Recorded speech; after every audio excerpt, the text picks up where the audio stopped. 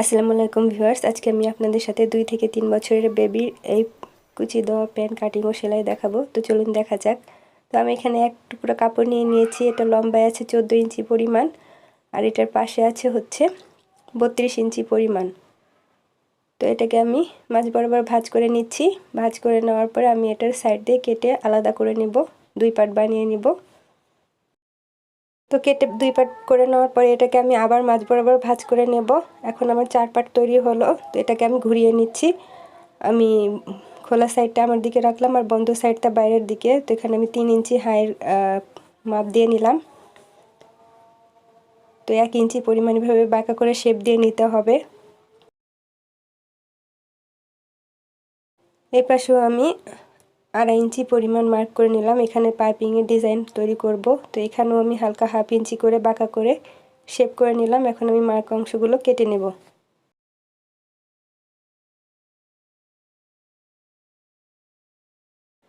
তো এখন আমি খুলে দেখিয়ে দিচ্ছি, যেরকমটা দেখাবে।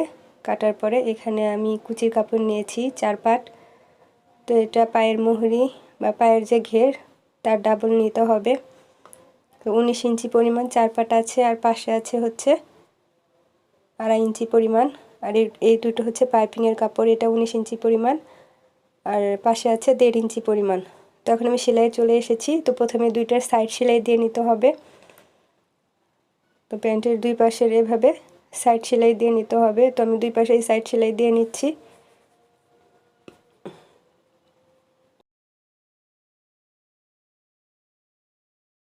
তো সাইড সেলাই দেওয়ার পরে মাঝখান দিয়ে এভাবে টান দিয়ে নিতে হবে।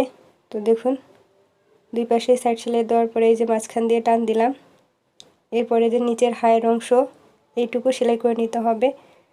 তো দুই হায়ের অংশ মিলিয়ে ভালোভাবে ডাবল করে সেলাই দিয়ে নিতে হবে।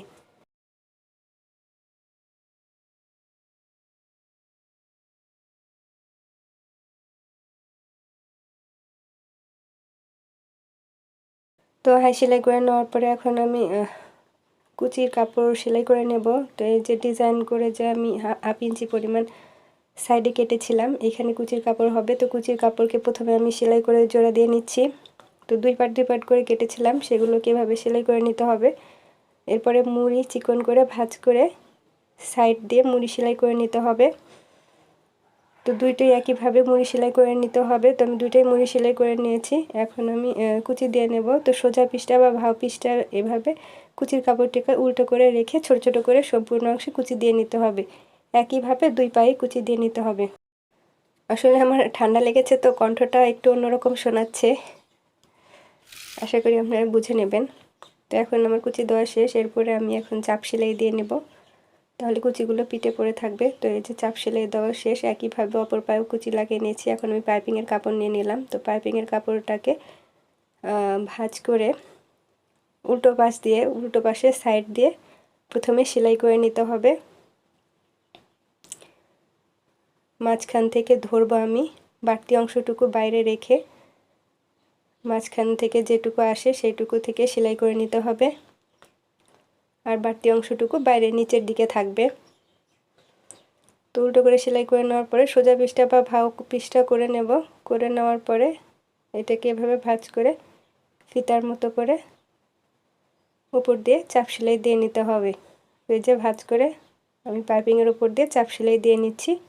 একইভাবে দুই পায়েই আমি পাইপিং লাগিয়ে নেব। তো আমার দুই পাশে পাইপিং লাগানো শেষ। এখন আমি কোমরের সাইডে ইলাস্টিকের ঘর তৈরি করব। তো প্রথমে চিকন করে একটা ভাঁজ দিয়ে সেলাই করে নিতে হবে, তারপরে ডাবল ভাঁজ দিয়ে নিতে হবে মোটা করে। তো যেহেতু আমি দুইটা ইলাস্টিক লাগাবো, তো দুইটা ঘর তৈরি করব, এই জন্য মোটা করে প্রথমে সেলাইটা দিলাম। এরপরে মাঝখান দিয়ে আরেকটা সেলাই দিয়ে নেব, তাহলে দুটো ঘর তৈরি হয়ে যাবে। ইলাস্টিক লাগানোর জন্য ঘর করে রাখতে হবে। তো এখন এই যে আপনার বেবির মেজারমেন্ট অনুসারে ইলাস্টিক লাগিয়ে নেবেন। তো আমি ইলাস্টিক লাগিয়ে নিচ্ছি। তো আমি এখানে আরও এক টুকরো কাপড় নিব। তো ইলাস্টিকটাকে লাগিয়ে নেওয়ার পরে মাঝখানে যে ফাঁকা অংশ, এখানে আমি সেলাই করে নেব। তো সেলাই করা শেষ, ইলাস্টিক লাগানো আমার শেষ। এখন আমি ডিজাইন করার জন্য আর একটা টাইফুল বানাবো। তো একটা ছোট কাপড় নিলাম, এটার সাইড দিয়ে সেলাই করে নেব। সেলাই করে আটকে নেওয়ার পরে মাঝখানে এক পাশে কেটে এটাকে উল্টে নেব। তো এই যে এক পাশে কেটে আমি এটাকে উল্টো ভাও বিশটা করে নিলাম। এরপরে আমি সুই সুতোর সাহায্যে পুঁতি দিয়ে এটা ডিজাইন তৈরি করে নেব বা টাইফুল বানিয়ে প্যান্টে লাগিয়ে নেব, তাহলে আমার প্যান্টটি তৈরি হয়ে যাবে। তো দেখুন আমি সুই সুতোর সাহায্যে লাগিয়ে নিয়েছি। প্যান্টটি ভালো লাগলে অবশ্যই একটা লাইক দেবেন আর আমার চ্যানেলটি সাবস্ক্রাইব করে আমার পাশেই থাকবেন। আজ এখানেই শেষ করছি। আল্লাহ হাফেজ।